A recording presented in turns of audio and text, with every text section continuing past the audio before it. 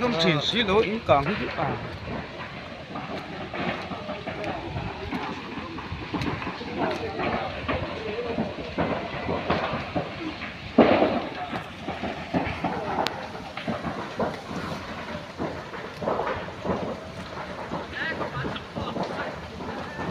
càng nó sao mày hay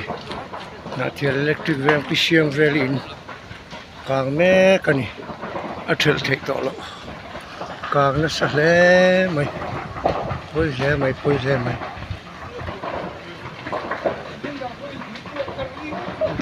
lẽ